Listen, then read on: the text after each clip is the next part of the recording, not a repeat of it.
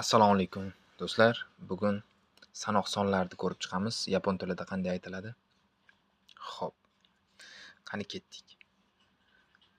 1 ichi, 2 ni, 3 san, 4 yon, 5 go, 6 roku, 7 nana, 8 hachi, 9 kyu, 10 ju. Xo'p. 11 demoqchi bo'lsak, juni olamiz, 1 da qo'shamiz. Yo'q, keyin 11. Ju ichi. 10 da olamiz, juni olamiz. 10 degani yapon tilida ju. Juni olamiz, 2 ni olamiz. Ni degani. Shunda ju ni. Ko'ryapsizlarmi? Oson aytish.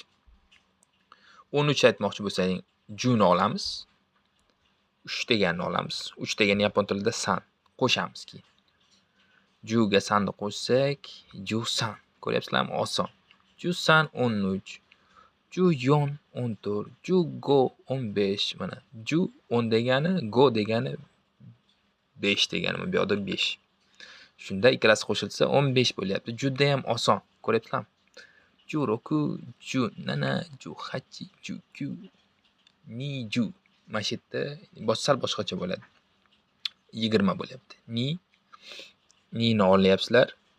Bu safar juni qo'shyapsizlar. Keyin juni qo'shyapsizlar. Tushundilaring? Keyin yana mana shu qaytariladi. Ni ju, ichi, ni ju, ni, ni ju, san. Tushunyapsizlarmi? 21, 22, 23. Oson yapon tili. O'zgarishlari bor, lekin hozir har bittasini nima deydi, detalni o'rgansalar miyalaring portlab ketadi. Boshidan sekin-sekinlik bilan sizlarni tushunadi. Mana shuni yodlasalar ham yapon sizlarni tushunadi. Iloji boricha yapon tiliga osonlik bilan kirib olish kerak. Mukammal qiyin ko'rish kerak emas. Oson qarasalaring, sal ichiga kirib olsalaring, o'zlaring qiziqib o'rganib ketasizlar, xudo xolasa. Xo'p, keyingisi soat. Mana soat. Ji degani soat degani. Soatga ishlatiladi. Ichi, ji. Nima deyapti? 1 soat.